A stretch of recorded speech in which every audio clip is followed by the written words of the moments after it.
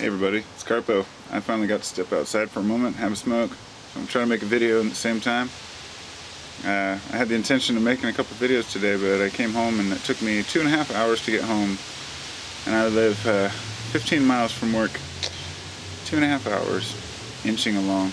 And during that time, I really got to thinking about perceptions. I was actually listening to Robert Anton Wilson, or it's Anton Wilson, I can't remember. And it was on one of my Terence McKenna tapes. I have a bunch of random philosophy on my MP3 player, so I just sat there in traffic and listened to him talk, and kind of resonated with something that I've been talking about lately.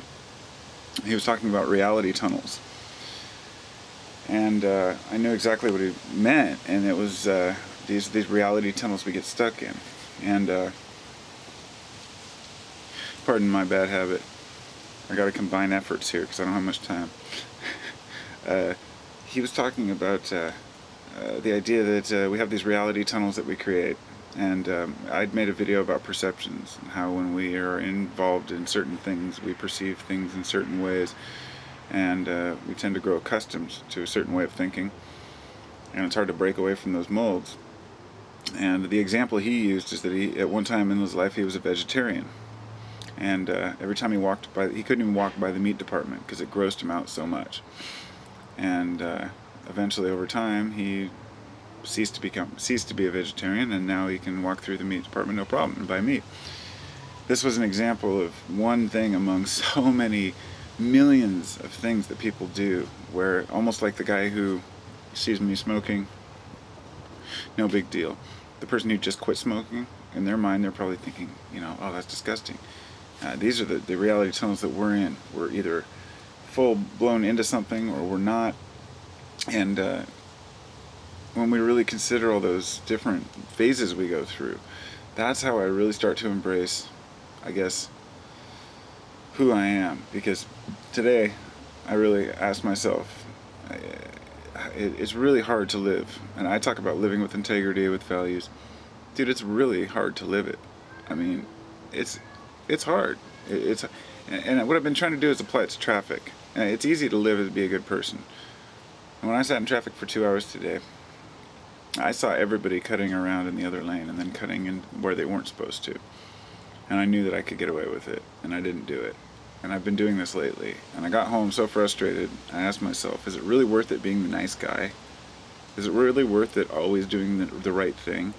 It's like the back of my mind. I'm in this reality tunnel for so long that I want to do everything right. I don't want to slip into a reality tunnel to where I'm back in my old ways of, doing things for myself. I've never been a selfish person, but I have always been kind of a, what's mine is mine and what's yours is yours kind of person. And I've hung on to that since youth. It's hard. Like, I like to share and kick down. I've always been the guy who gives my weed away. I never really care about that. I'll smoke bowls with everybody, whatever, give you a smoke, or even give you money if you need some, but not for some reason my material possessions were always my attachment, because I never really had much when I was young.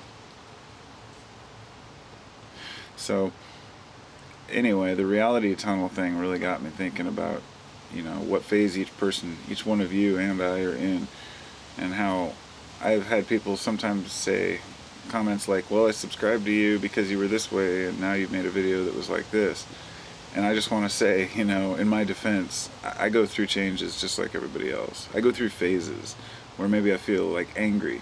So if I make a video, let's say bashing Christianity, it's often because something that happened to me in my life, or something that I saw that was unjust, or I was looking into something that was, history behind, the culture of religion or something, and I get frustrated and I want to express myself. I get it out of my system.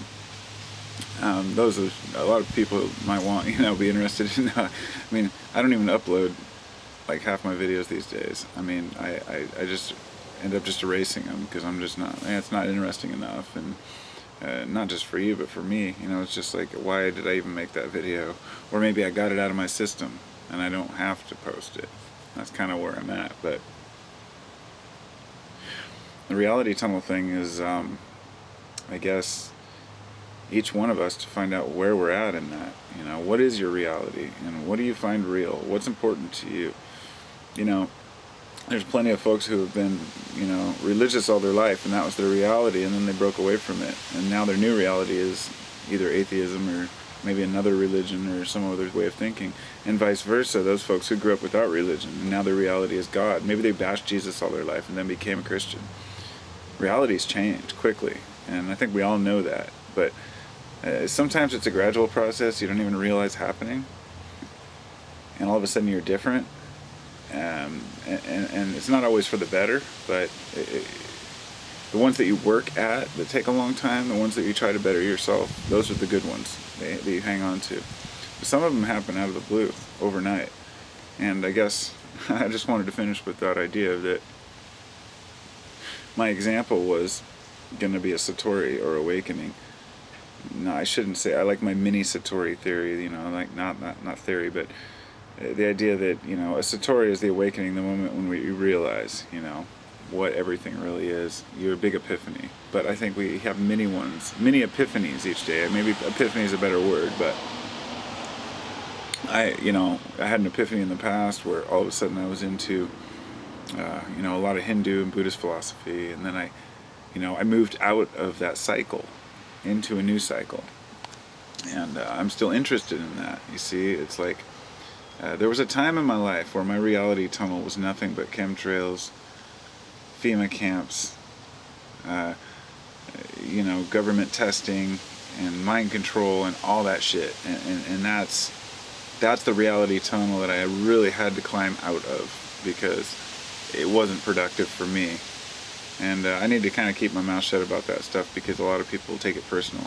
They think, hey, we're out here trying to tell the truth, and hey, I have no part in it. I'm just saying, for me, I'm not involved in that, and I can't be involved in the negativity anymore. It's just too much. It's not worth it. These are issues that, if they are true, they're so big that there's nothing that we can do as individuals. And I just think that it's kind of a way for people to attach to something fearful. I don't like the fear of attachment, but